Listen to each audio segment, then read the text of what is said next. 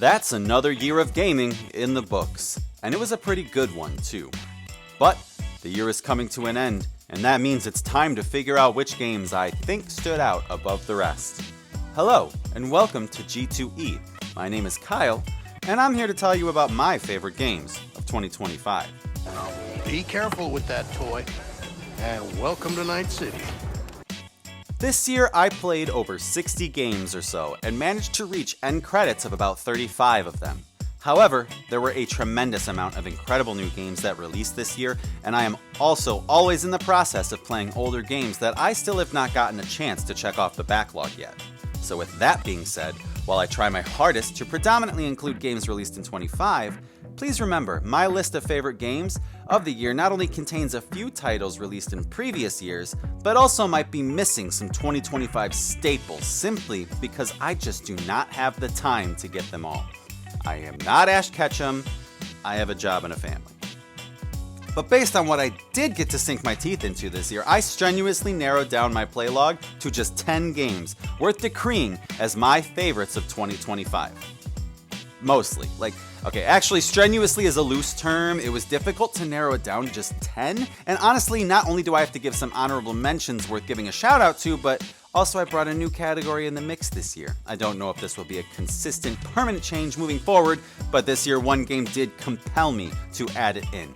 But before I get to that, I want to start by calling out some games that pained me to omit from my top 10.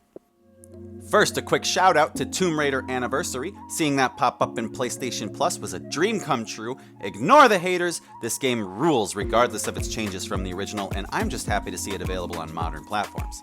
My first true honorable mention goes out to Until Dawn on PS5. I'm a massive fan of the original game and obviously most of Supermassive's library, so I had to get this again. It got a lot of criticism surrounding its updated visuals and lackluster lighting compared to the original, but honestly, I found that easy to overlook, I'm not gonna lie. I sincerely appreciated the updated controls and extended opening and closing sequences so much that it was honestly hard to complain at all. I'd also like to show some love for Sonic X Shadow Generations. It released last year, but I beat it in early January, and it turned a generally okay game into one of the best 3D Sonic titles to date. I just wish they didn't fumble the Switch 2 upgrade. Last but not least, Hyrule Warriors Age of Imprisonment phenomenally added depth to the Wild Era's world of Hyrule and made me fall in love with characters I did not anticipate to care too much about. On top of that, this is some of the Warrior series' tightest combat mechanics yet. We got glimpses at so many secrets of Hyrule's past, but there's still so many questions left about the sky and the depths that I truly look forward to whatever Nintendo's cooking up for Zelda next. Unfortunately, this year there was one game that left me so bummed out and disappointed that for the first time I felt the need to add a new segment to this annual video. Most disappointing game of the year. And the Game Award goes to... the casting of Frank Stone. I don't know who at Supermassive Games let this happen, but the most bewildering moment of 2025 for me personally was watching a studio known for producing stories with multiple complex endings complete a new game whose endings all basically come to the same point. I felt little to no connection to any of the characters in this disjointed tale, secondary routes felt minor to useless, and the narrative was just a total mess. And a majority of any questions I maybe had about the realm of Dead by Daylight still feel completely unanswered. In fact, my relatives who used to fawn over Dead by Daylight are just as taken aback as I am, wondering who was ever asking for a lore-defining reason for Dead by Daylight's general existence.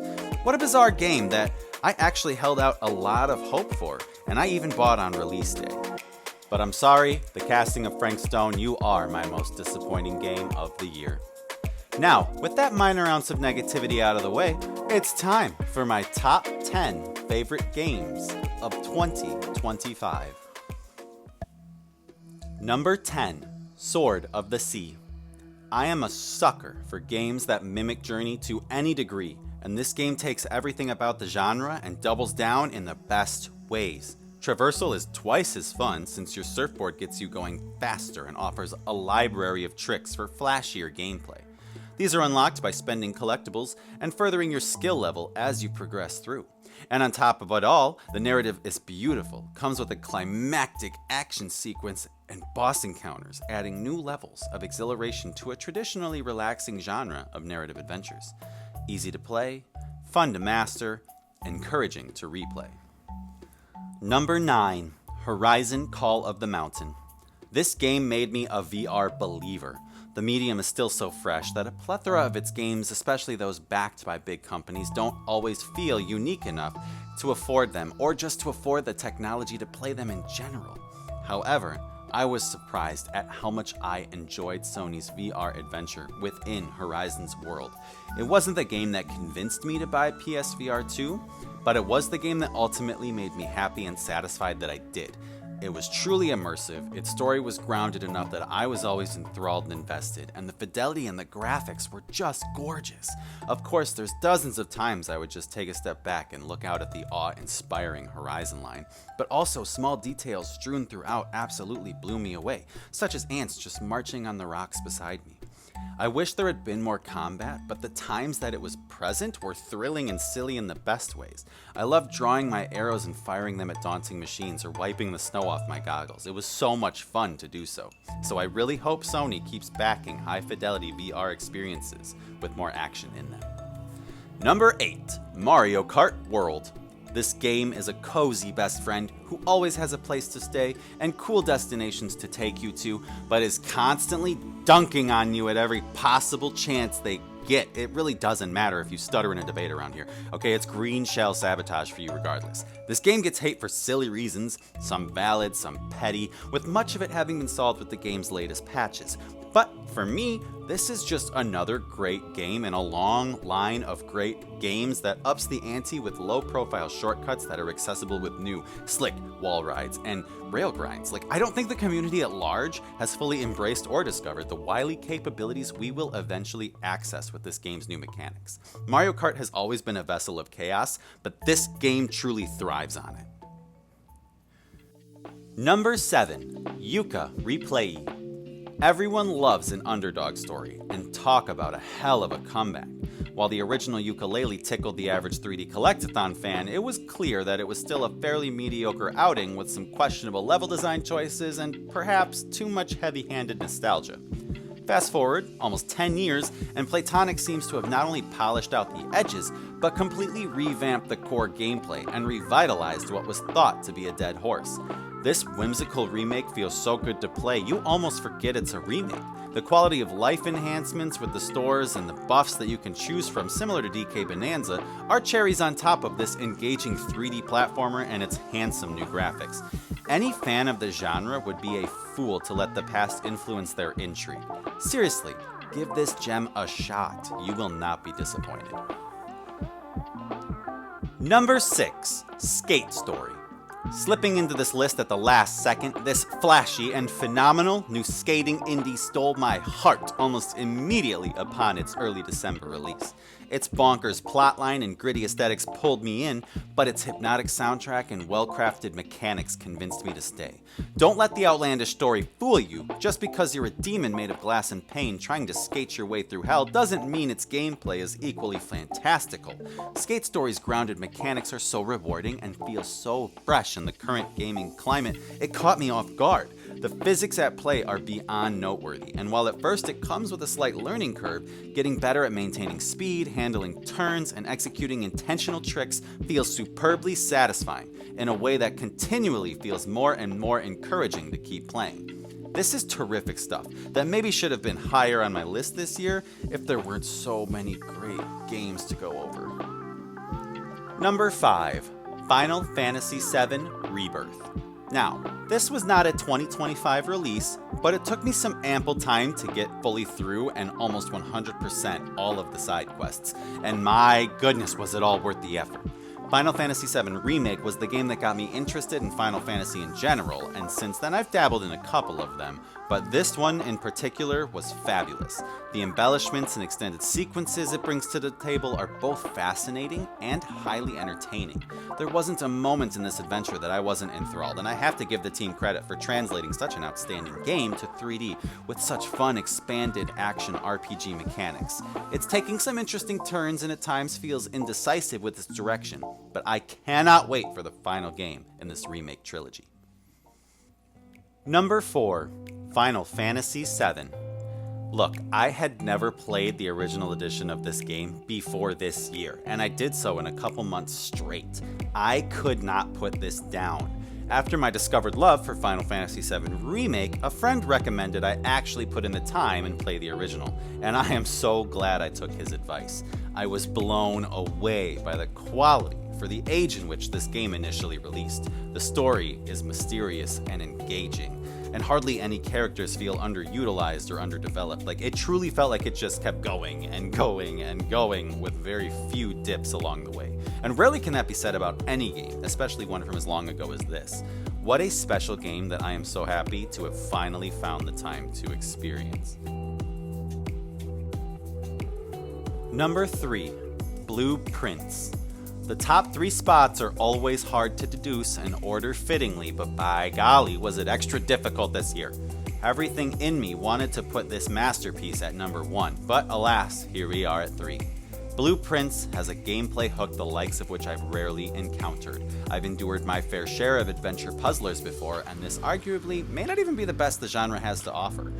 But wow, did this game have me glued to my console for weeks. The roguelite mechanics strewn in throughout with this traditional puzzle adventure design was such a genius concept that I'm kind of flabbergasted it actually worked this well together. Even though I personally prefer when my puzzles are built around more RNG systems like Lorelei and the Laser Eyes was, the puzzles here were extra complex in their own ways. Encountering keys or solutions didn't always mean you could solve the mysteries in the same run. Often it would require a room that you didn't have or couldn't find, and thus you'd restart your day and begin anew, hoping for a more rewarding outcome this time, and with new pieces of evidence at your disposal as well. But even then, that was not always the case. It was no guarantee, and it's one of those games that I wish I could go back and replay with a fresh mind and a clean slate. It was that good. Number 2, Donkey Kong Bonanza. I love when a traditional genre pushes the envelope and expands the possibilities within it. We've seen games in the past, such as Battlefield, already toy with the concept of destructible environments for the sake of more immersive gameplay. But Nintendo EPD making it the core focus of a 3D platformer is truly bonkers, and I think it paid off tremendously. Traveling from layer to layer, just brutally ravaging everything I came across was not only endless fun, but also gave new, arguably needed depth to DK's powerful personality. For the first time in ages, DK feels like a force to be reckoned with, as often depicted in everyone's favorite brawler franchise.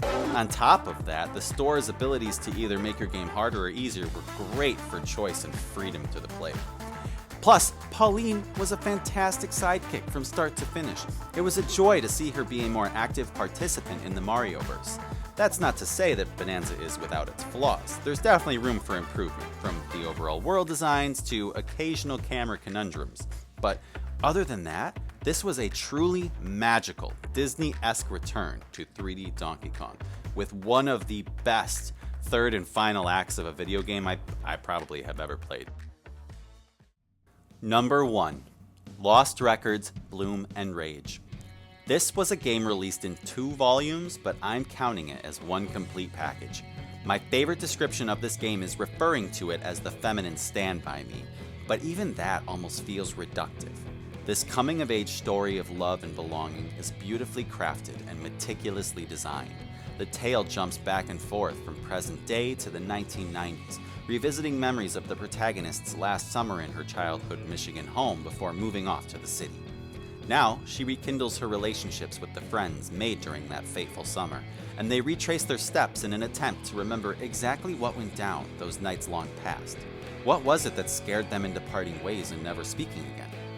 While the game mostly makes use of narrative consequence systems, similar to Supermassive Games like Until Dawn, my favorite aspect of this particular title is the in-game video camera that you have in your arsenal. Your character's dream is to work with cameras in movies one day, so along the way you can record moments of your final summer in town, both at your own free will and occasionally in tandem with the ongoing narrative. At the very end, you are then surprised with montages of that summer, all composed of clips you took during your gameplay. It was a very personal touch that made a significant impact on the game's immersion. I want so very much to replay this and go after some alternative routes just to see what unique endeavors come along with them.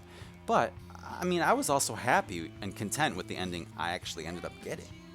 This game's emotional range was a spectacle, its characters were enthralling, the visuals were hypnotizing, and its mechanics felt personal and intuitive, which is why I am claiming Lost Records Bloom & Rage as my favorite game of 2025. There's still so many games from this year I have yet to acquire and dip my toes into, as well as many I have began but not yet seen through. But you can expect to see them all on next year's roundup of my favorite games of 2026. What was your favorite game of this past year?